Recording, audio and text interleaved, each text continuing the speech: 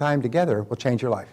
I cannot tell you how many people have said, when you were saying that, I thought of something, had nothing to do with what you were saying, I wrote it down, changed my life. I've had people leave this on the verge of bankruptcy and come back 3 years later with 13 companies and $10 million in the bank. Changed my life. One idea, one concept. I took it back to my company, transformed my company.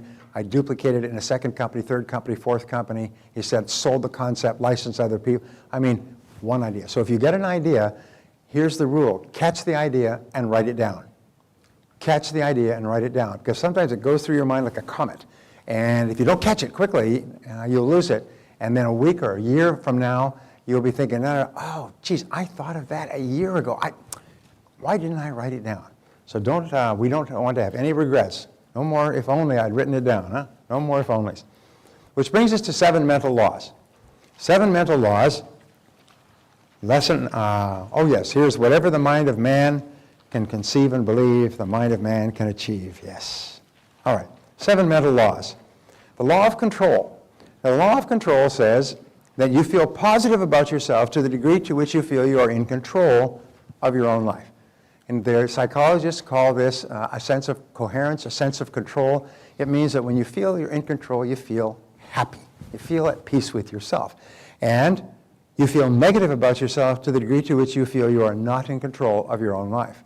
You feel you are controlled by your bills, by your bosses, by your health, by your debts, by your family, by your obligations. When you feel that you're not in control or out of control, you feel highly stressed. And so we have this little diagram here, internal versus external locus of control. This is what psychologists use. They say you have an internal locus of control here where you are happy, and then you have a scale, and you have an external locus of control. The internal locus of control is where you feel that you're in charge of your own life. You make your own decisions. Americans in general, by the way, have a much higher sense of inner control than most countries in the world, than all countries. Europeans, 58% of Germans, for example, highly structured economy, believe that they have little or no control over their future. A person with internal locus of control says, I make my own decisions. I am where I am and what I am because of myself. I'm in charge of my life. A person with an external locus of control feels that other people are in charge of their life, their boss, their bills, and so on. Now you are here, and you are moving in one direction or another with every decision that you make. The good news is that when you develop an internal locus of control, you feel really happy and strong, and you're much more positive and you're much more creative. And that's the goal that we're aiming for. The people with a high internal locus of control feel really, really good about themselves. They feel powerful, they feel empowered, they feel strong. And here's an interesting point, is you can never give away control, except to other people. You can give away your control to other people, but you still remain responsible. We'll talk about this later. So control begins with your thoughts, and your thoughts determine your feelings, and your feelings then determine your actions. I have a friend who has a little stick-on that he gives you to stick anywhere you want, and it just says C-Y-T. Control your thoughts. Control your thoughts. And if you can control your thoughts, you can control everything else. Your thoughts are the guidance mechanism of your life. So control your thoughts. And when you control your thoughts determine your feelings. By the way, great question, which comes first, thoughts or feelings? And the answer is always thought. And I'll tell you why. It's because it is the thought that creates the feeling. It's how you think about something that is happening in your life that triggers the emotion. For example, you could get stuck in traffic, and one person could be frustrated and angry and pounding on the horn and waving at the other drivers with one finger. And the other person could be sitting quite calmly and planning their day and listening to a Brian Tracy educational CD. The critical thing is the way you think determines it. At the University of Pennsylvania, they did 22 years of study, and they came up with a concept called explanatory style. You've heard the NLP people talk about framing and reframing. Well, explanatory style says that the way you explain things to yourself largely determines your emotions, largely determines your thoughts, your reactions, your responses, largely determines the total quality of your life, how you explain things to yourself. And so if you explain things in a positive and constructive way, then what happens is you respond positively and constructively, you feel differently, you take different actions, and you get different results. Now the next law is the law of accident. And the law of accident is actually a metaphysical concept Law of accident says that everything just happens by accident. It's not what you know, but who you know. It's you can't fight City Hall. The cards are stacked against you. We have in our society an enormous number of people who are led to believe that they are victims, that there's nothing they can do about their situation. And you read all this stuff in the paper all the time by, unfortunately, ill-informed people who say, you know, there's great powers out there that are holding down the working person and so on. This is all nonsense. It's all sort of fantastical things like believing in life on the other side of the moon. But nonetheless, they convince themselves of that, and they feel that there's nothing you can do. The greatest enemy of human success is passivity, is people feel passive, feel helpless. It's called in psychology learned helplessness. They feel helpless. They feel there's nothing I can do. My debts are too high. The economy is too bad. Life is terrible. I was at a meeting with a bunch of people for 3 days on Sunday, Monday, and Tuesday. This room was full of people, almost all entrepreneurs, and some of these people are having the best years of their lives. Some of these people are generating embarrassing amounts of income. They're successful, and they're all hustlers. They're all working day and night. And they're there, it's a mind-storming, brainstorming, to share ideas on different ways to create and sell more products and services and so on. They're totally proactive. And there's no negativity in the room at all. I mean, everybody is just sparkling because they're all bouncing off each other in terms of actions that you can take. Whereas the great majority of people have this learned helplessness. There's nothing I can do. My hands are tied. I mean, look at the situation. Nobody's got any money. The economy is bad. This wah, wah, wah, wah. And so the law of accident, as you see, is completely opposed to the law of control. We say failing to plan is planning to fail. Failing to plan is planning to fail. So if you don't have a very clear, specific, written plan with goals and actions and priorities that you're working on every day, well, then your life will just drift around in a circle. You know, they say a ship without a rudder will just drift completely, but a ship with a rudder and a compass will go straight and true to its destination through any type of sea. And once we have a very clear rudder and compass, which we will have tomorrow, then suddenly we start to make incredible progress at a faster rate than you can imagine. So, number 3, the law of cause and effect. Now, this was the granddaddy law that really changed my life. The law of cause and effect says that for every effect in your life, there's a specific cause. And this law is completely opposed to the law of accident and completely consistent with the law of control. It means that everything that happens to us for a reason.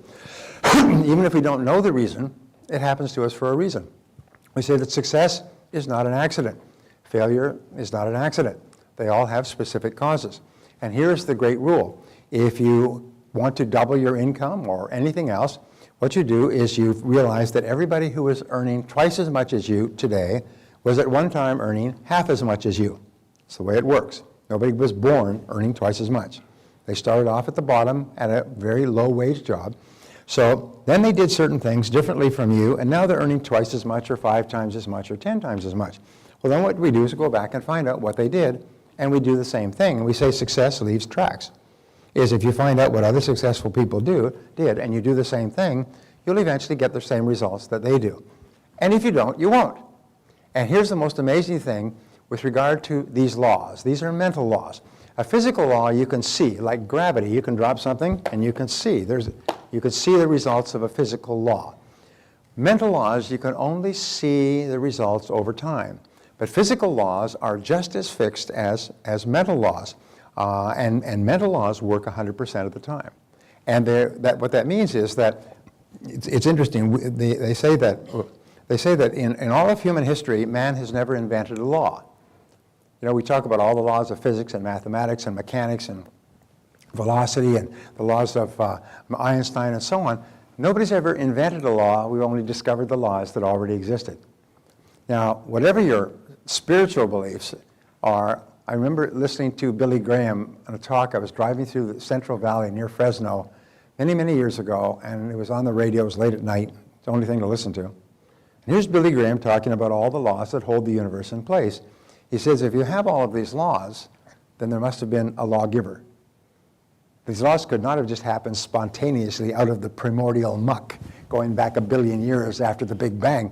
If you have all of these laws that really explain everything that happens, even laws of mathematics that take 100 years for a person to fully understand, that explains with absolutely unpredictable accuracy a mathematical formula. Where do these laws come from? Anyway, my point is that these laws are neutral. They work for you or they work against you.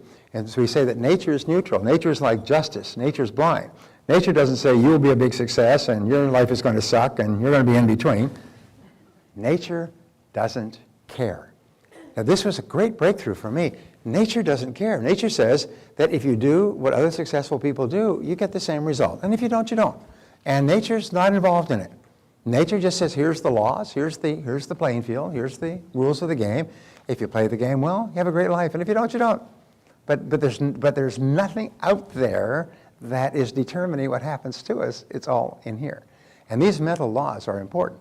I remember I was in Istanbul some years ago, and there was a story in the papers in Istanbul. I was traveling at the time, and it was about a young American student who had gone to Istanbul as a tourist. He was traveling with some other people, and one day they were sitting in one of the cafes, and there's a whole bunch of people marching with posters and chanting in Turkish, and they're marching down to the main square.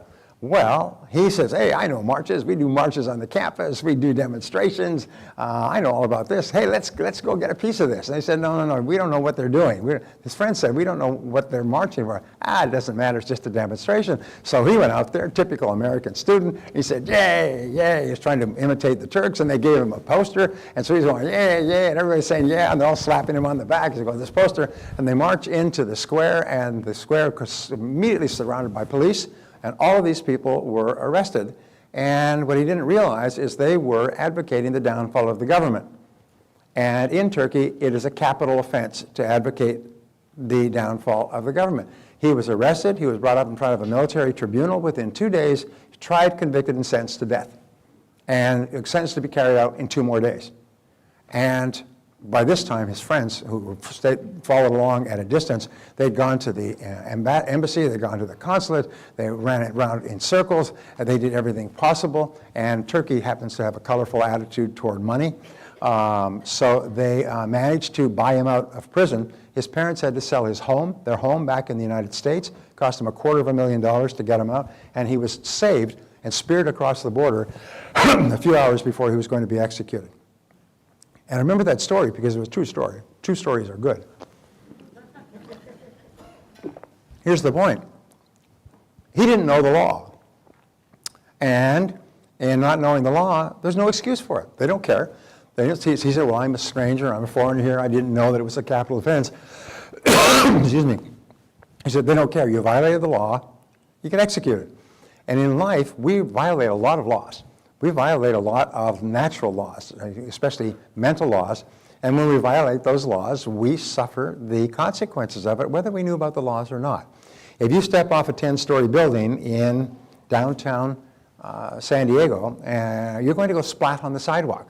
And it doesn't matter whether you knew about the law of gravity, or whether you approved of the law of gravity, or whether anybody had explained the law of gravity to you. The law of gravity is going to work on you, and you're going to go splat on the sidewalk. The law is neutral. The law doesn't care. You know, thou shalt go splat, and thou shalt rise up, and thou shalt go half splat. No. In other words, the law is there. So all successful people do what we call a harmonic convergence. Have you heard of a harmonic convergence? They had this, I think, back in the 80s or 90s, where you have all the planets line up. They all line up at one particular time in the constellation. This happens every, I don't know how many years. And so all the planets are in line. You know, the Mercury and the Saturn and the Earth or Mars and then Earth and all these, and they all line up. And the magnetic power of all of these is supposed to bring about enormous changes, none of which happen. But it seems like a great idea. Our life, though, is to get our life in harmony with the great mental laws. And when you do that, things start to happen for you at an incredibly rapid rate. And you'll see, before this seminar is over, I can promise you, you will have experienced profound changes in your life. It happens all the time because you now have a harmonic convergence.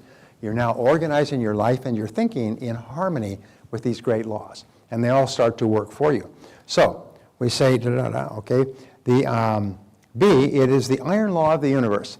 all other laws in the universe, I call it the umbrella law, all other laws, mathematics, physics, mechanics, all fall under the law of cause and effect. Aristotle proposed this in 350 BC, and it was called the Aristotelian principle of causality, which was a great shock to a world that believed in gods and coincidences and lightning strikes and Zeus on Mount Olympus. What they said was, no, everything happens for a reason. And if we're not happy with what's happening, we can change the causes.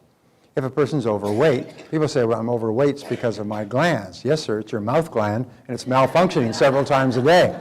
You know, we know how to be healthy and fit and how to live a long time. We know how to make all the money that we want because there are hundreds of thousands of millions of people who have. Did you read the statistics in the paper this morning? Great statistics. Ta-da! In 2001, there were 7.7 millionaires in America. I'm sorry, 2001. 2011, 10 years later, after all the depression, recession, panics, crashes, and everything else, there's 10.2 million Americans with a net worth in excess of $1 million. Now, that would suggest that all these people, 90% of them started off with nothing, and they're still continuing to grow. That's a growth of what, 2.8 million? Is that what it was? It's about 2.8 million more millionaires now than there were 10 years ago. And all those people started off with nothing. So if you want to be a millionaire, then you can be a millionaire. Just do what other people who started with nothing did to become a millionaire. You know, which is probably become very good at what you do, earn good money, and don't spend it all. All right. Sorry about that. You liked the first part, you didn't like the second part. So, see, the most important application of this law is that thoughts are causes and conditions are effects. Your thoughts are what are called the primum movum, the primary moving force of your life. Your thoughts create the conditions of your life. It's very much as though you had one of the old slide projectors, and you put in a slide, it projects on the screen. Your thoughts project on the screen of your life. As the hippies used to say, wherever you go, there you are. And so wherever you look, there you are. Wherever you look in the world around you, that is your thoughts projected onto the screen of your own life. Now, many people think, well, I don't like what I'm seeing on the screen of my life, so I'm going to beat up the projector, or I'm going to beat up the screen, cut up the screen. No, what you do is you start to change the picture you have in your mind. Interesting, we'll talk about this later, but all improvement in your outer life begins with an improvement in your mental pictures. Begins with an improvement in your mental pictures by constantly starting to see yourself and your world in more positive terms. So another mental law, the law of belief. Now, this is a biggie. This is really the biggie. This is the foundation principle, by the way, of all religions and all philosophies and all success is the law of belief. It says that whatever you believe with feeling becomes your reality. Whatever you believe with feeling, with emotion, with intensity, it becomes your reality because you always act on the basis of your beliefs. And the more intensely you hold the belief, the more the belief becomes true for you.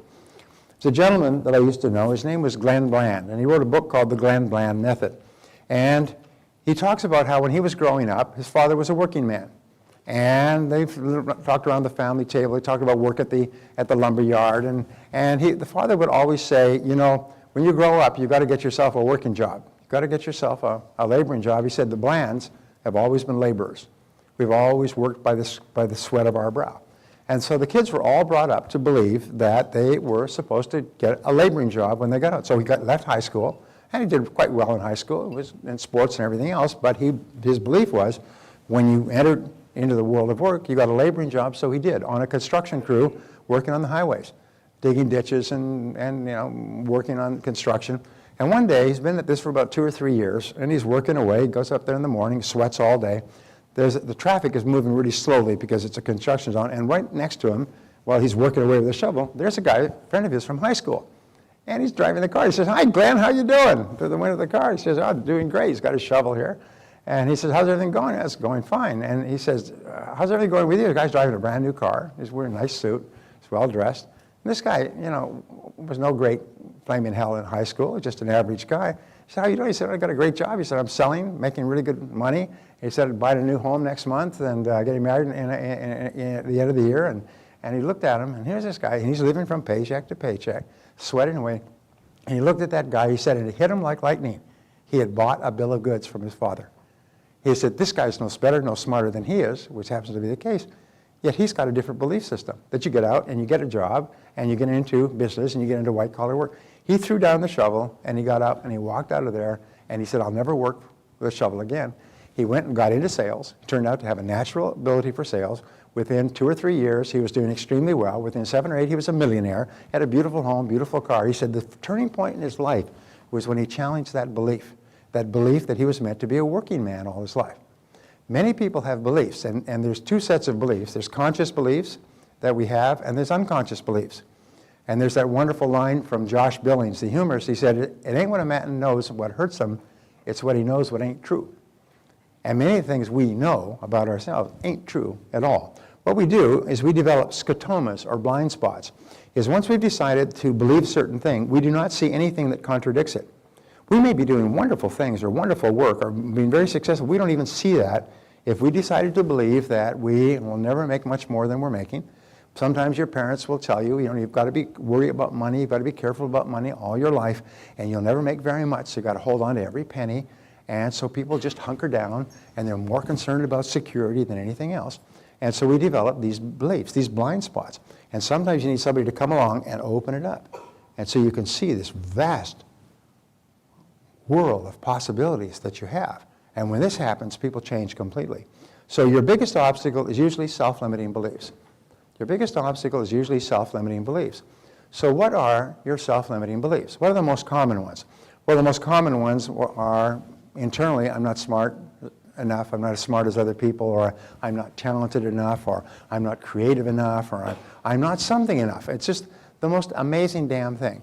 I remember this great story. His name was Igor, and he came to my seminar in New York, and he came to my seminar in Palm Springs, and he was a Russian immigrant. And he said he'd arrived, this was 5 years before, he arrived 5 years before from Russia, when Russia was just opening up in the 90s, and he had everything he owned on the streets of New York in a box, a cardboard box with string on it. And he didn't know a word of English, and he had to stop people on the street. He kept stopping people and asking them, looking for someone who spoke Russian. And he finally found somebody, and he would ask them something in Russian. Доброе утро, доброе утро, доброе утro. Good morning, because somebody responded back, доброе утро. And he said, where can I find Russians? I don't speak any English. He said, well, go to Little Russia.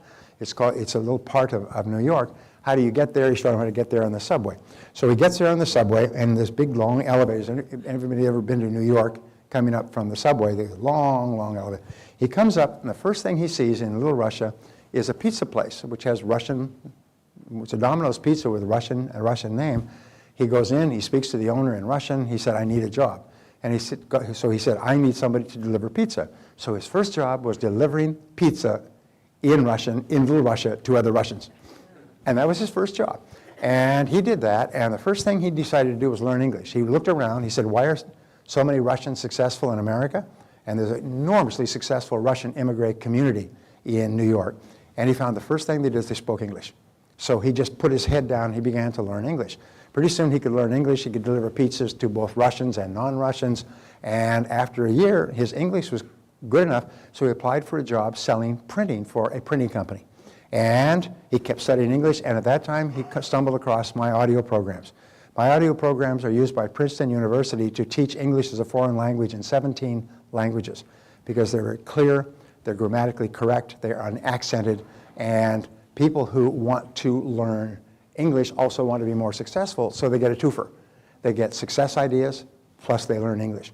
Well, he started to listen to my programs, and his English got better and better. He worked for 2 years selling printing, and he could become so knowledgeable about the business, and had so many contacts, he decided to start his own printing, brokering business. This is year 4. When he came to my seminar, it was the end of year 5. That year, he had made more than $200,000 in commissions himself in his own business, brokering printing.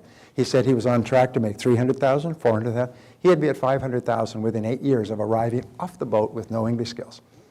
Now, I'm not trying to suggest that we have obstacles that we create in our own minds, but imagine an immigrant with no skills, no friends, no contacts, starting off, and within 5 or 8 years making several $100,000 a year, because he had this unshakable belief that it was possible. He absolutely believed it was possible. And to him, no matter what happened, everything that happened to him was just a learning experience because he could not even imagine not being successful. When you reach the point where you cannot even imagine not achieving great goals, your whole life changes for you. So the next meta law is the law of expectations. Now this is a great law. There's libraries full of books. There are psychologists who worked for years on this. Dr. Robert Rosenthal of Harvard worked on this for years, and he found that your expectations, especially about your outcomes, become your own self-fulfilling prophecies. What does that mean? Is if you expect something to happen, it usually happens. It becomes your own prophecy. Because if you expect it to happen, you'll act consistent with it happening. You will treat other people the way it's going to happen. W. Clement Stone tells a story of this young man. He was running a large insurance agency. This young man was sent to him by one of his business associates. Just came out of college, it was starting off in life insurance, and he came to Clement Stone to ask him if he could get some referrals, some leads. And so Clement Stone said, yes, I'll give you some names of some top referrals. These are people who are all interested in buying life insurance or buying even more life insurance. I'll be right back. So he went into his office, and he had his secretary type up a list of names, addresses, and phone numbers. So this salesman, young salesman, went out, and he called on these people, and he was positive and enthusiastic, and he made about 4 or 5 sales, and the others, had to think about it. We're not ready to make a decision right now. So we went back to Clement Stone. He said, those leads were fantastic. Thank you so much. Can I have some more? He said, sure. He said, wonderful. He said, here, as a matter of fact, I'll get you my lead book, and you can write down the names, addresses, and phone numbers yourself. And so he went and he got the telephone book. For the Chicago phone book, he said, this is where I got the names in the first place. You can have as many as you like. Now, what happened was, the gentleman believed that these were leads given to him by one of the top business people in the country. He's worth $800 million at the time. And so he said, W. Clement Stone told me to call on you. Oh, that's great. Anyway, his expectation was that these people would buy. There's another great story of this fellow who's running a company in New York, and the company's on the verge of bankruptcy, about to collapse, and he's really in despair. He doesn't know what to do. He's going to lose his home. He's going to lose everything. And he goes for a walk in Central Park, and he's standing on this bridge in Central Park, and this man comes out of the night, comes up and stands next to him and says, hi, how are you doing? He said, fine. He said, you look like you're deep in thought. He said, yes, well, I've got a business, and the business is in trouble. He said, no problem at all. He said, I'm John D. Rockefeller. I'll lend you some money. How much money do you need to turn your business around? He said, well, probably $200,000 or $300,000. I'll give you $500,000. Pulls out a checkbook. He writes that check right there and gives him a check for $500,000, John D. Rockefeller. He said, there you go. He said, meet me back here in this place a year from now, and you can pay me back. Really? I mean, wow. He said, good luck. And he walked off into the night. Well, this is like an answer to a prayer. He couldn't believe it. He took this check back to his office. He's sitting, this is a true story, too. Although I can't verify it. Anyway, he takes this check back, and he sits there, and he looks at this check, and he said, wait a minute. He said, my business isn't going down the drain. He said, I don't have to cash this check right yet. What I'll do is I'll put it in my safe. But if ever I need it, I've got this check. It's valid for a year. And he went back, and he turned around to his business. He's got $500,000 in his safe. And he went back in, and he made revisions and changes, and he upgraded his sales and marketing, and he became more aggressive and introduced new products and services. And his business grew, and it turned around, and this business grew, and he became prosperous again. He never even had to cash the check. And 1 year passes. And he goes back to the park, and he's got the check. And he's standing on the bridge. It's about 7 o'clock in the evening, and he's waiting. And after he'd been there about 10 or 15 minutes, this man comes walking quickly out of the dark, comes up, and he said, there you are again. How did everything work out? And he said, well, I'm happy to say I was able to change my business. Here's the check back. I never had to cash it. He said, well, thank you very much. It's really great. And he said, I'm so happy to hear about your success. And then this nurse comes running out of the bush saying, Mr. Hawkins, you come back here. And she comes running up and grabs him by the arm, and she said, I hope he's not been bothering you. He's escaped from the asylum over and over again, and we always have to go out in Central Park and find him.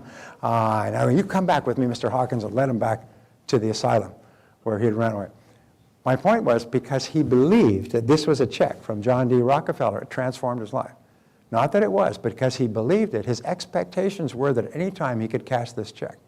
And it totally transformed his attitude toward his business and his business results. Now, the wonderful thing about our expectations is that you can manufacture your own. You can manufacture your own. You can expect great things to happen. So whatever you expect with confidence becomes your own self-fulfilling prophecy.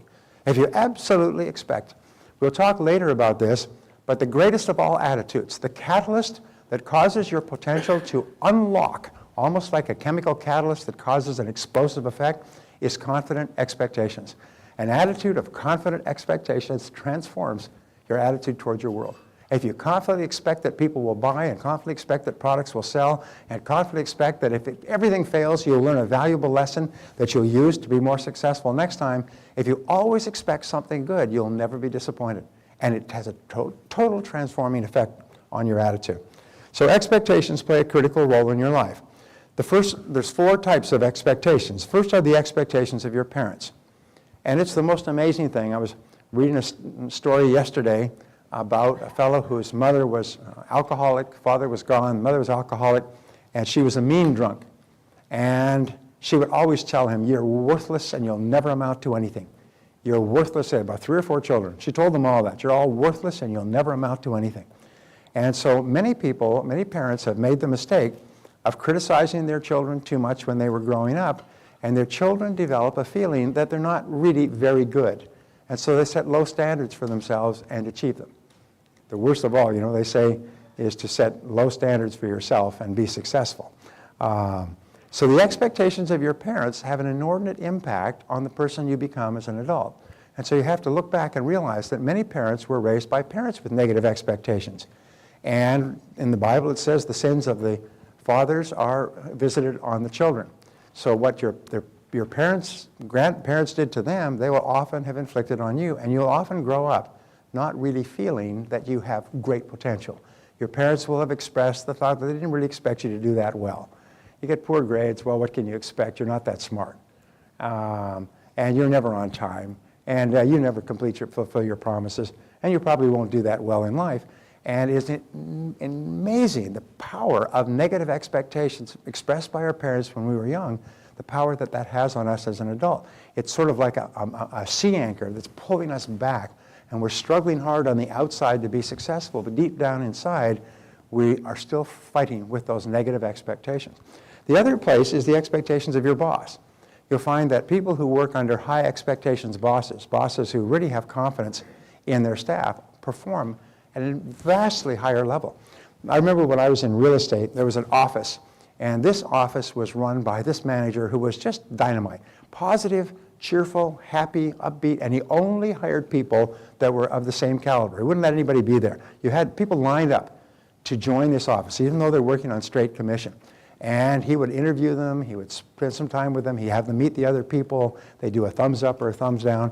Eventually he had an office full of really high chargers. They're just positive, happy people, a lot of laughter. And that office, the people in that office made 3 times as much on average as the real estate people in any other office, booms or busts. During the busts, they were the most financially successful real estate agents in the market. And so people who had been struggling in one office with negative or indifferent bosses or demanding bosses or complaining or criticizing bosses, they go and they work in this place and their income would triple within a year because they're under the influence of a positive expectations boss. Now here's one of the great rules in life, which we'll come back to over and over, is that people don't change. I get this question, how can I get my wife to change, my husband to change, my boss to change, my friend to change? People don't change. In fact, the psychological studies show that people under pressure become even more so, but they don't change. And people say, well, how come you're giving a seminar if you say that people can't change? I'm saying that it's like how many psychiatrists does it take to change a light bulb? Well, the answer is only one, but the light bulb has to really want to change. And it's the same thing. Most people don't want to change. They've taken their whole lives to become the person they are, and they don't really have any desire to change. As a matter of fact, most people feel that in some degree they are superior to all other human beings. Everybody does. It's okay. I know. And so therefore, why would they change if they're already superior? And if somebody thinks that they should change, well, they're definitely superior to that person, because that person is obviously an inferior person if they would even suggest that someone as good as me change. Are you with me so far? This is called rationalizing, which we call rational lies. We tell rational lies. My friend John Asser talks about that. And so the expectations of your boss, and the rule is, if you're working with a negative expectations boss, go somewhere else. because he or she will never change, and you'll never fulfill your potential under a negative expectations boss. Another is the expectations you have of others. The expectations you have of your children and your spouse, you'll find that in great relationships, each spouse expects the other to do really well and to be really successful and be really happy. The expectations you have of your children, all the time they're growing up, the expectations you have of your staff. So expectations are really, really good. Barbara and I went to a restaurant some years ago, and the hostess was a really persnickety, negative, rude. How she got to be hostess? You know, the old saying, when you first meet this kind of a person, you don't like them, but after you get to know them, you hate their guts. Well, this is the kind of woman that after about 2 or 3 minutes of standing there, you wanted to punch her in the face, and hard, you know. Anyway, so this is a first-class restaurant. I'm working for the owner of the restaurant, who owns 200 companies, and he owns several restaurants. And so we come there, we have reservations, and she said, well, just a minute. And all right, fine. All right, come with me. She grabs them, and she pranced. Remember that, Barbara? The funny look. She pranced like a schoolmarm, and she takes us to a table, which is, they always take you to the worst table in the restaurant. This table is in the main traffic near the kitchen and the bathrooms. And I knew this was going to happen. This happens everywhere. We'll talk about this later. So I said, well, I'd much prefer that table over there, which was a quieter, private table.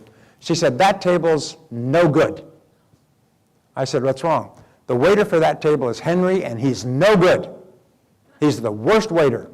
You wouldn't be happy there, sit here. And then they pull out the chair and they shake the chair as power of suggestion, shake the chair to get you to sit down. They put down the menus at your places and shake the chair. No, I think we'll take Henry's table. And just walked over there and sat down. She comes over, she puts the menus down, and she's nasty as can be and walks away. Well, about 2 or 3 minutes later, the waiter comes up. And I said, he said, hello, how are you? And I said, fine. I said, is your name Henry? And he said, well, yes. I said, oh, thank God, Barbara, we got Henry. And he said, what? And I said, I had some friends who were here the other night. They said, you're the best restaurant in this city. You're the best waiter in this city. And if we could come to this restaurant, if we can get a table from Henry, we're going to have a great evening. He said, who said that? He's just some friends of ours. It doesn't really matter, but we're so glad that we've got you as our waiter. And he said, really? Now, here's a tough question. What kind of service do you think we got for the rest of the evening? It was great service. Henry was there all the time. You wanted just a little bit of salt and a little bit of salt. You wanted wine, you wanted this. I mean, Henry was fabulous, and he was smiling, and he was happy, and he was treating all of his customers well, and we tipped him. And when we walked out, we looked at her and we said, that Henry's the best waiter in this whole damn restaurant. Thank you very much. Don't. You know, Barbara's kept me off of assault charges for years. Because why? It's because they set up a positive field of expectations. And you can do that because people tend to rise to the expectations imposed on them by others or fall to the expectations. So always express positive expectations. Even if in your heart you have a lot of doubts, always be positive on the outside. And the expectations you have of others, so the rule is the expectations you have of yourself. Now, these are the expectations that can override all other expectations in your life. There are people who've come from negative backgrounds and child raisings. They've been in negative marriages with complaining spouses. They've had difficult people around them, but their expectations for themselves never wavered. A friend of mine named Peter Daniels, who started off working on the streets, became very wealthy, he's very successful in Australia, did a lifelong project, and he studied the lives of 500 men and women who became successful. He read their biographies and autobiographies and encyclopedia and Wikipedia and so on, looking for the common denominator of success. And what he found was this. He found that he read about 300 autobiographies, and he finally found the common thread. The common thread was every one of those people always believed in themselves. They always believed that they were going to be a big success in life. They always expected to do well. They said when Winnie Churchill was asked about Winston Churchill, even though he was washed up at the age of 66, and a secondary player in his party and had been laughed at for years when World War II started, they said that one thing Winston Churchill never lacked was an absolute confidence in Winston Churchill. He absolutely expected that he would be the right person at the right time, at the right place when history called on him. Patton had the same thing. He knew that he would be the right person. He said in these 500 biographies and autobiographies, every one of those people expected to be a big success. Now here's an interesting exercise. Imagine that you could go down to the computer store and you could buy a mental program and you could put it into your mental computer and it would then become part of your continuing operating system. If you could buy any belief at all to put into your mental system, what would be the best belief for you to buy? And the answer is the belief that you are going to be a big success in life. That no matter what happens, everything is going to conspire together to make you a great success. And if you absolutely believe that and absolutely expect that everything is going to help you, that will become your reality. The reason why we do not achieve greatly is we hold ourselves back by our own beliefs. We wonder if it's possible. We over-exaggerate negative events. We catastrophize, and we blow them out of proportion as opposed to looking at them and seeing them as just ideas, stepping stones to success. So we say always expect the best. And remember that your expectations are totally under your own control. Now, here's an exercise for you. Da-da-da. Wait a minute. Oh, okay, jeez. I'm so okay. Repeat throughout the day these words. I believe that something wonderful is going to happen to me today. Now say that to yourself. Say it quietly to yourself. I believe that something wonderful is going to happen to me today. Now say it aloud. Say it. I believe there's something wonderful is going to happen to me today. Now every single morning when you get up and say that, something wonderful is going to happen to you that day. It's the most amazing damn thing. You go into a restaurant and you say, I believe something wonderful is going to happen in this restaurant. I believe something wonderful is going to happen to me today. And it's the most astonishing thing. If you forget to say it, your life will be okay. But if you remember to say it with confidence, you set up a force field of positive expectations and something wonderful happens to you. And when I first heard, this is really hokey. This is kind of, hey, this is la-la. This is like California where we sit, under triangles and put crystals in our armpits. This is, but it's the most amazing damn thing. When you say these words, what happens is something wonderful starts to happen to you. Okay, the next mental law is the law of attraction. The law of attraction says that you are a living magnet, and you attract into your life the people and the circumstances that are in harmony with your dominant thoughts. You're a magnet, and whatever is in harmony, the people, circumstances, ideas, money, resources that are in harmony with your thoughts, you start to attract into your life. In the universe, all energy is in a state of vibration, including mind energy. Now, your mental energy, mental energy travels at the speed of light. It travels, and it's so fine that it goes through any substance. You can think a thought here, and it can connect with someone on the other side of the world. There are many examples, by the way, in World War II, where a person's son was killed in the Pacific, and they woke up straight out of a dead sleep in the middle of the night, instantaneously, and it wasn't until days later that they learned that at that moment on the other side of the world, their son had died. You'll have occasions throughout your life where you'll think of a person, the phone will ring. It'll be them. Or you'll think of doing something and you open the newspaper and there's an article on the exact same subject. One of the things I wanted to talk about was self-made millionaires. You open the newspaper this morning, there's the most current figures on self-made millionaires from 2001, 2011. So I can come down and share it with you.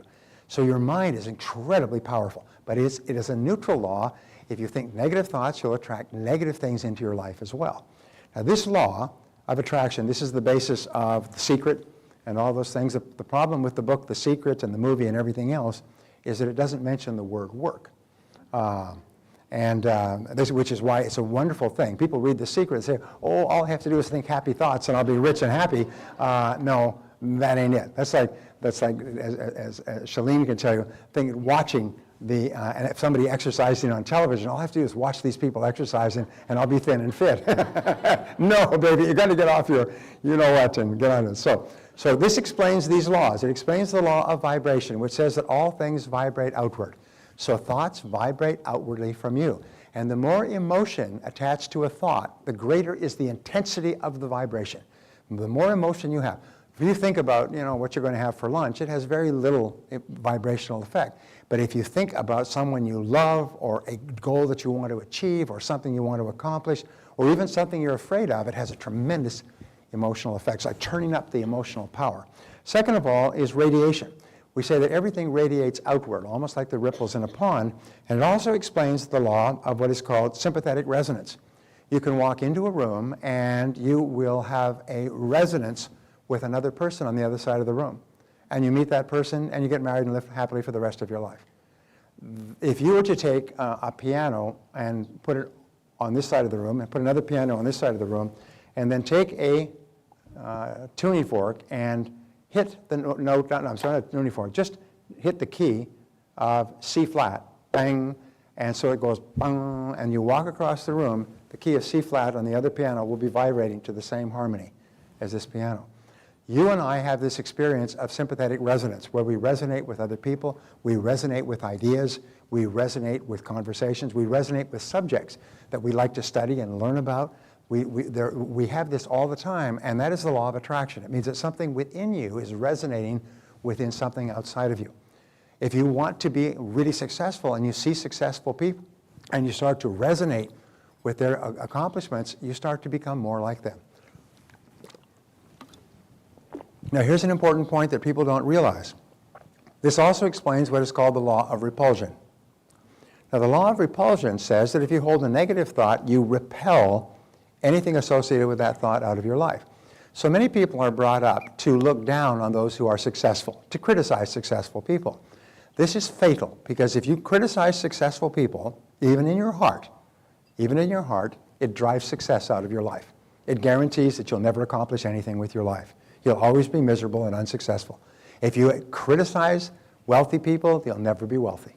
And so therefore, it's so important for you to admire people who are enjoying the success that you desire.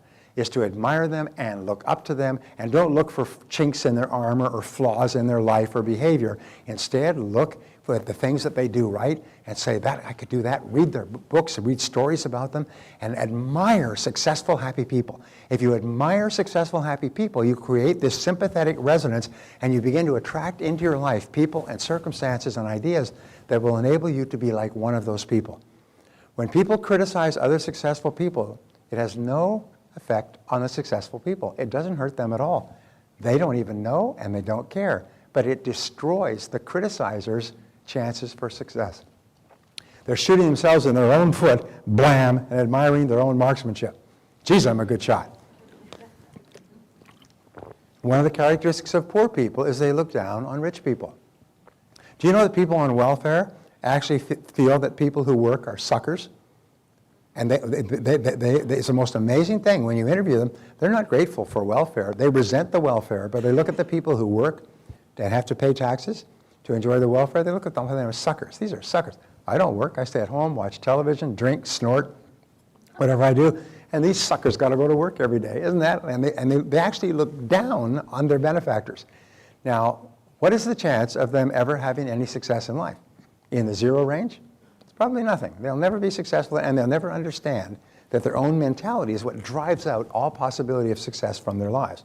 So always admire success, and always want for others what you want for yourself. If you want to be a big success and you see somebody successful, say, that's great, congratulations, that's wonderful, because if you can get it, I can get it. Abraham Lincoln once said that some are rich as proof that others can be rich as well. And so what we do is we look up to successful people.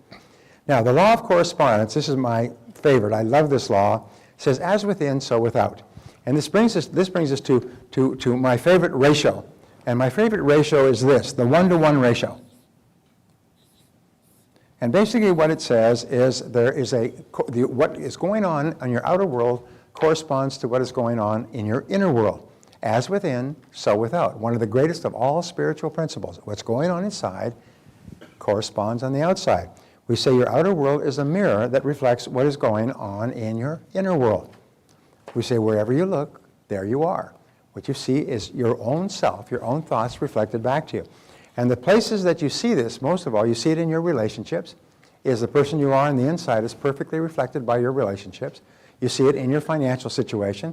Your depths of preparation and work and attitude toward money is reflected in your financial world. You see it in your health. Your attitudes toward health, fitness, food, everything else is reflected in your physical body and so on. Always on the outside. There's one of my great spiritual teachers was Emmett Fox, and he wrote a piece which the name of which is enough. And the piece is called, it's called The Mental Equivalent. And he said, the great requirement of life is for you to create within yourself the mental equivalent of what you wish to enjoy on the outside. This is your responsibility, and God and nature will take care of everything else by law. So therefore, that's why reading, thinking, planning, visualizing, all the things we'll talk about, so you can create within your mind a mental equivalent of what you want to enjoy on the outside. And the greater vividness with which you can see it on the inside, the faster it comes into your reality on the outside. Most people have only a vague, fuzzy, unclear goal or idea of what they want, and as a result, what happens in their life is vague and fuzzy and unclear. Successful people have a crystal clear picture of what they want, and as a result, it comes into reality quite quickly. So we say here, as within, so without, and here are the three great principles. This is the great principle that underlies all thought for the last 6,000 years, that you become what you think about most of the time. You become what you think about most of the time. Now, this is always true, but there are exceptions, because if there weren't exceptions, every young man would turn into a young woman by the age of 20. All causation is mental.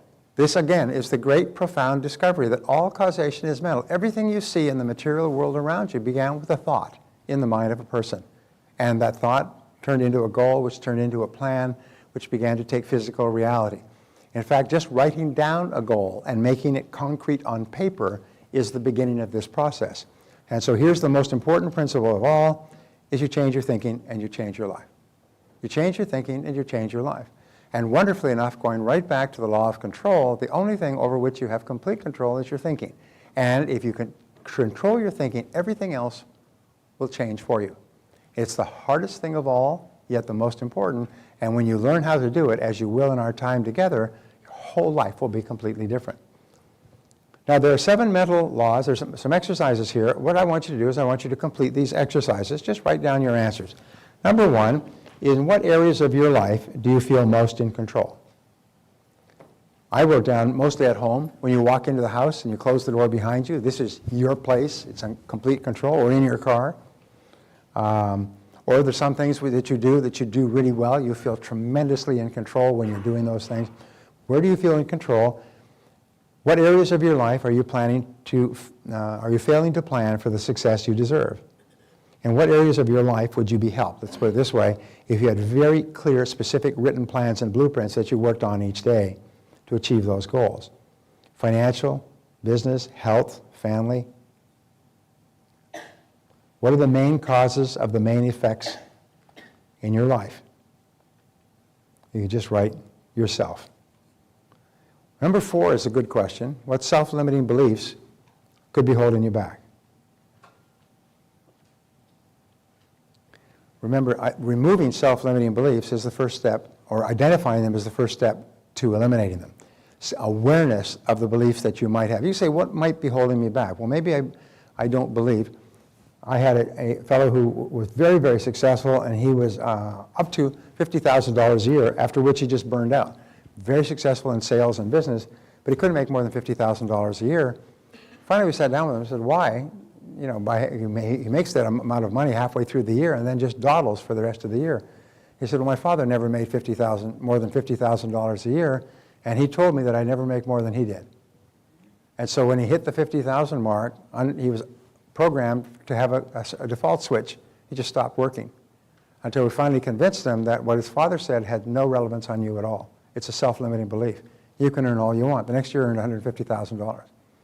So we all have these ideas that I can't earn more than this, or I'm not entitled to earn more than that, and so on, which we'll talk about.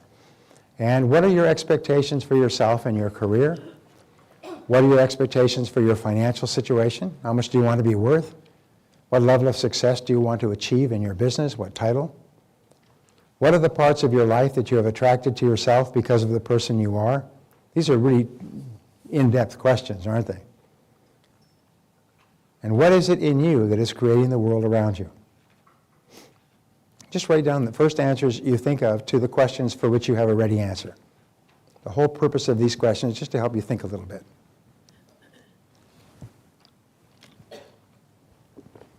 As you can see from the introduction here, we say everything in your life is attitudinal. Fully 85% of what you accomplished is determined by your attitude, which is the way you think going in. And you'll find that very successful people have very positive attitudes. By the time we are finished together, your attitude is going to be so positive, the people you meet will think you're smoking something. So, we say the formula for human potential has never been different.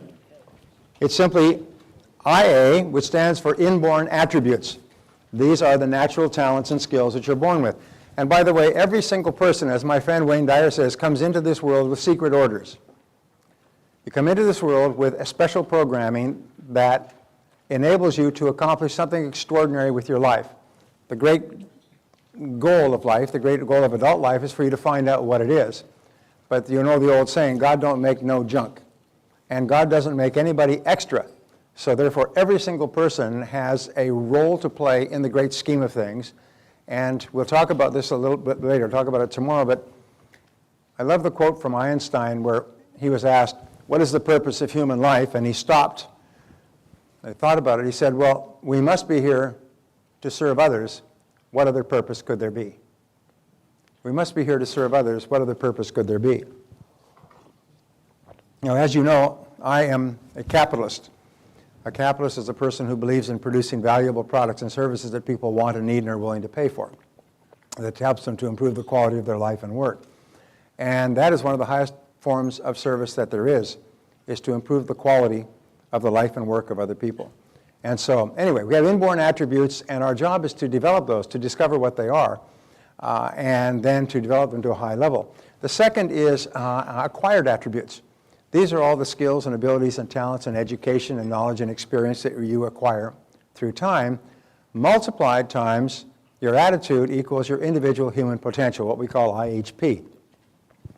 This means that your inborn attributes are largely fixed. Your acquired attributes change slowly over time, but you can change your attitude in an instant by just changing the way you think about something. In aeronautics, Randy, what do they call your attitude? What is your attitude in flying a plane? Well, when they will ask you what your attitude is.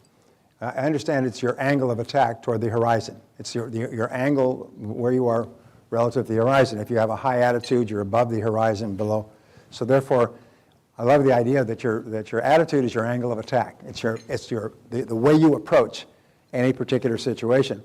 And the rule is that the more positive you are going into any situation, the better it's going to be. Even if it turns out poorly, it's still going to be much better than if you go in with a negative attitude. I studied military history, and Napoleon at one time ruled all of Europe. And Napoleon was an incredible general. He only lost, I think, 3 battles in his entire career, and he directed over 300 battles. And it was interesting because they said that Napoleon's presence on the battlefield was worth 2 divisions to the French army.